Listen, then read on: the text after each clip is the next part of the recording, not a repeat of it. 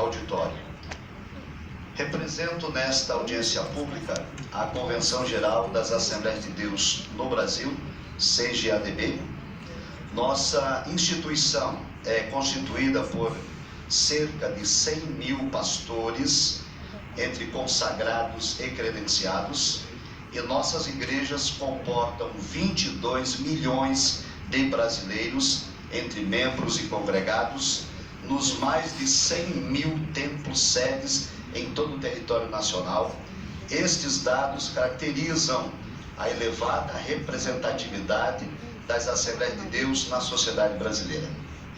Reiteramos nesta exposição, excelentíssima ministra relatora, que esta ação de descumprimento de preceito fundamental, a DPF 442, que pretende legalizar até a 12ª semana da gestação o assassinato de ser indefeso e inocente no ventre da mãe, não merece prosperar. Provavelmente a expressão que utilizei não seja politicamente correta, mas é exatamente acerca disso que trata esta DPF, a busca de autorização legal para matar inocentes no ventre materno. A Convenção Geral das Assembleias de Deus no Brasil se manifesta contrária pelas seguintes razões. Em primeiro lugar, porque o direito à vida não pode e não deve ser violado. Arrebata-se da Carta Magna em vigor a garantia à dignidade da pessoa humana e o direito fundamental à vida, demonstrando dessa forma a desmesurada importância que o Constituinte originário concedeu ao direito à vida.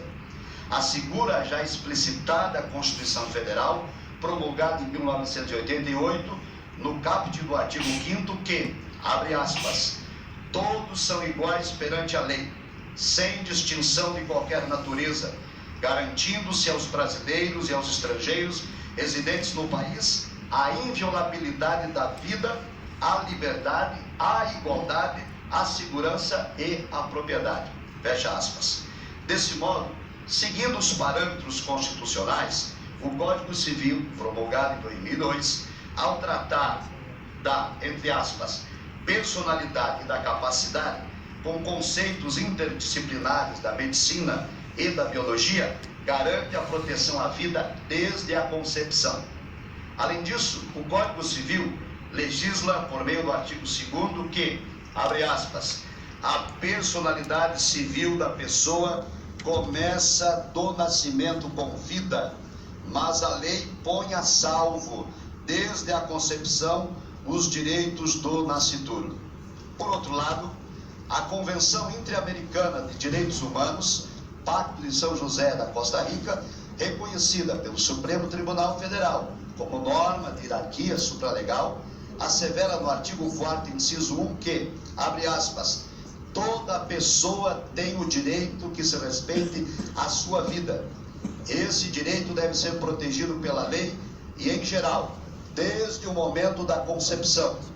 Ninguém pode ser privado da vida arbitrariamente. Fecha aspas. Não obstante, militantes da cultura da morte questionam quando ocorre o início da vida. Contudo, a embriologia já esclareceu o apontado, porque empiricamente a vida tem início com a fecundação do espermatozoide, gaveta masculino, com o óvulo, gaveta feminino, formando uma nova célula, um novo ser, zigoto. Expositores pró-aborto afirmam que não é possível, por meio da ciência, definir o início da vida. Então, com a devida vênia, aos indecisos e inseguros, cabe a aplicação de um preceito fundamental do direito. Na dúvida, pró réu. E que fique claro que o réu aqui é a verdadeira vítima, isto é, o ser vivo, inocente e indefeso no ventre da mãe. Quanto ao já citado artigo do Código Civil, a douta civilista Maria Helena Diniz o interpreta do seguinte modo, abre aspas, embora a vida se inicie com a fecundação e a vida viável com a gravidez, que se dá com a nidação, entendemos que, na verdade, o início legal da consideração jurídica da personalidade é o momento da penetração do espermatozoide no óvulo. Fecha aspas. Desse modo, doutora ministra, fundamentados em tais dispositivos legais, arruaza-se com excelência o pretérito do início da vida, ou seja, na fecundação dos gametas. Portanto, a prática de abortamento, assassinar o inocente indefeso ser do ventre da mãe, é atentado contra a inviolabilidade da vida e um insulto à dignidade da pessoa humana. Para nós, excelentíssima ministra relatora, Data Vênia, o ordenamento jurídico é claro, isto é, o direito à vida não pode ser mitigado por qualquer outro direito, haja vista que todos os demais direitos são oriundos do direito à vida. Aliás, todos os aqui presentes, os que defenderam e os que ainda vão defender o abortamento, só podem fazê-lo por estarem vivos, por não terem sido vítimas do aborto praticado de suas respectivas mães. Por isso, reitero, o direito à vida não pode ser mitigado. No entanto, preocupa-nos as demandas judiciais disfarçadas de progressistas, mas que na realidade estão permeadas de viés ideológico, político, partidário. Igualmente, estamos apreensivos com os excessos advindos da cultura jurídica pós-positivista, que busca ir além da legalidade, que ultrapassa a letra da lei, permitindo ao julgador tornar-se simpatizante de ideologias e assim emitir juízos valorativos, a fim de atender aspirações de supostos direitos de militâncias diversas que afrontam e desrespeitam os direitos fundamentais descritos no texto constitucional. Não existe, ministra relatora Data Vênia, preceito fundamental para matar inocentes. O preceito é pelo direito e pela inviolabilidade da vida. Em segundo lugar, esta DPF não merece prosperar porque o abortamento está em desacordo com a moral razoável dos brasileiros. Indiscutivelmente, a prática do abortamento é ato reprovável para a maioria da sociedade brasileira. Revela o censo de 2010 que mais de 85% dos brasileiros professam a fé cristã. E o ato de tirar a vida de outrem, seja de um embrião, feto, criança, jovem, adulto, idoso, saudável ou doente, é atentado à lei da ética e da moral cristã, pois viola o 6º mandamento do decálogo bíblico que diz: não cometerás assassinato. Discute-se que a questão em debate não pode ter parâmetro religioso e que somos fundamentalistas, fanáticos, extremistas, dentre outros termos pejorativos, simplesmente porque insistimos em defender a cultura judaico-cristã. Diante disso, eu me pergunto, desde quando que ter convicções religiosas, acreditar em Deus e ter a vida pautada na ética e na moral cristã tornou-se um ato criminoso nesta nação? O Brasil não é um país totalitário, socialista, fascista, marxista ou ateu. Vivemos em um Estado democrático de direito. Liberdade de expressão, de consciência e de crença nos são assegurados pelo texto constitucional e requeremos que nosso direito seja respeitado. Não obstante, apesar das investidas de desconstrução dos valores, é inegável que o tema abortamento não pode fugir do campo da ética e da moral. E é por causa disto, ministra relatora, que os militantes abortistas têm verdadeira aversão à realização de um plebiscito nacional, porque sabem que a opinião pública é contrária à prática do abortamento, inclusive com o voto desfavorável das mulheres, cujos direitos os ativistas alegam defender. Desse modo, para escapar desse debate moral e ético, defensores da cultura da morte argumentam que o abortamento é uma questão de saúde pública. No entanto, os números apresentados são falaciosos, os dados são inconsistentes, as estimativas não têm comprovação oficial e as pesquisas são notadamente assinadas por militantes pró-aborto. Fundamentar uma decisão e promover mudanças de paradigmas em informações tendenciosas e questionáveis é atitude, no mínimo, desonesta. Mas foi assim que, há mais de 4 décadas, a legalização do aborto começou nos Estados Unidos da América, fundamentada em uma escandalosa e descarada mentira que foi admitida como verdade pela Suprema Corte Americana. Portanto, o eventual deferimento do pedido dessa DPF, no sentido de autorizar legalmente o assassinato do ser humano no ventre da mãe até a 12ª semana da gestação, se tornará um desrespeito e uma afronta à considerável parcela da sociedade brasileira, pois os dados maquiados dos defensores do abortamento não são passíveis de comprovação, e o tema em debate está em discordância com a moral e a ética do povo brasileiro.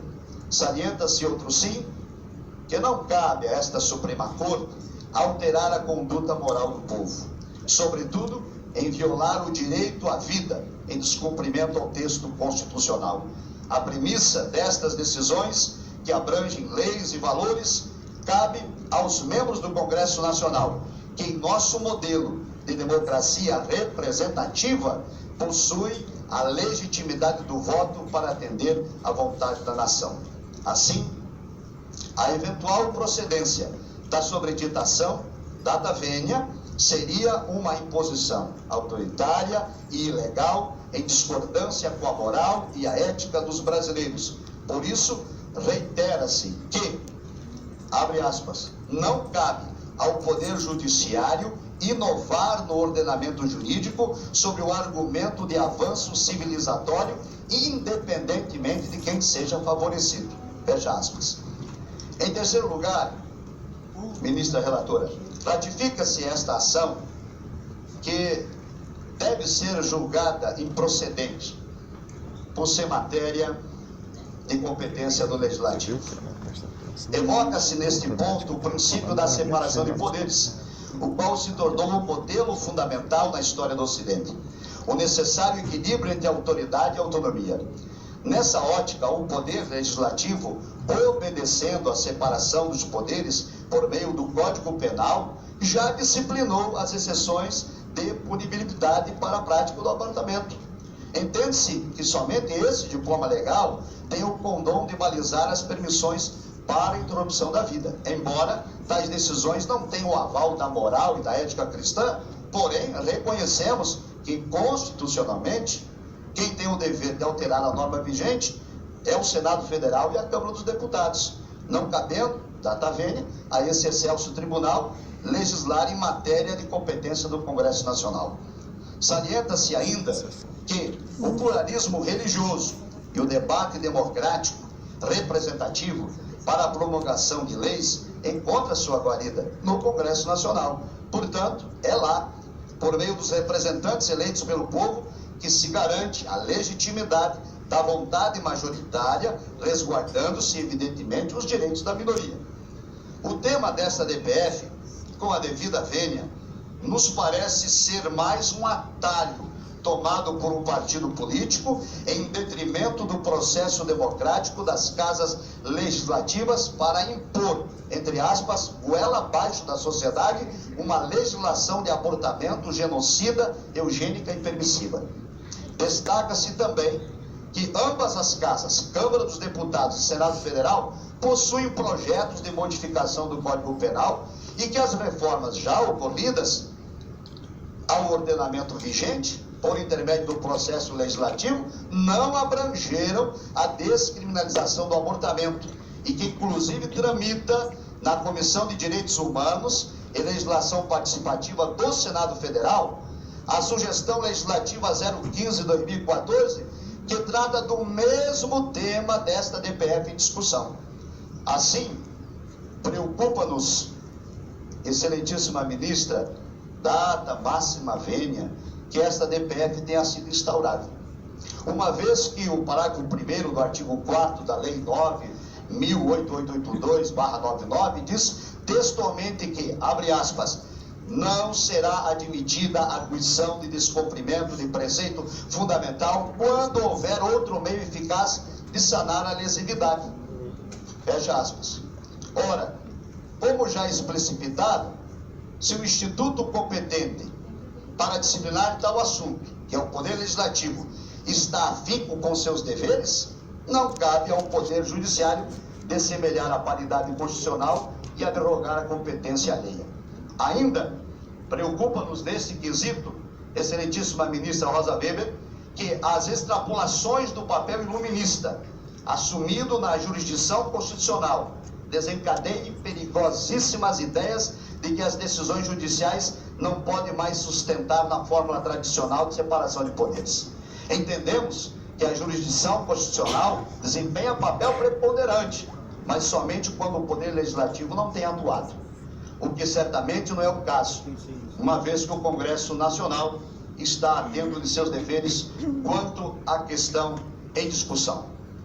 Por fim, em quarto e último lugar, diante dos fatos narrados e os fundamentos apresentados, a Convenção Geral das Assembleias de Deus no Brasil, em abril de 2013, por ocasião da 41ª Assembleia Geral Ordinária, realizada aqui na capital federal, por unanimidade de seus membros, exarou o posicionamento quanto ao abortamento nos seguintes termos: a CGADB, Convenção Geral das Assembleias de Deus no Brasil, é contrária a esta medida do aborto, por resultar numa licença ao direito de matar seres humanos indefesos, na sacralidade do útero materno, em qualquer fase da gestação, por ser um atentado contra o direito natural da vida.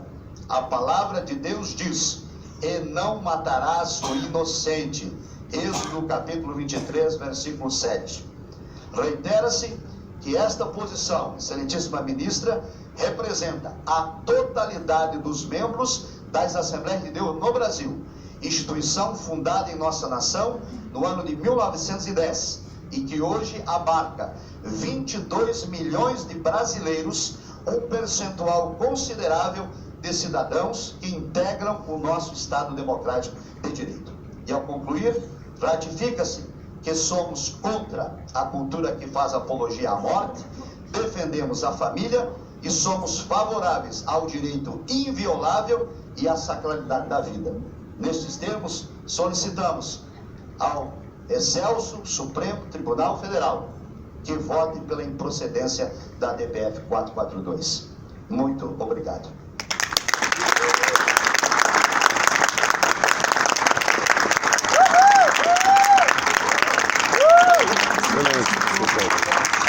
É isso aí. Isso aí, pastor.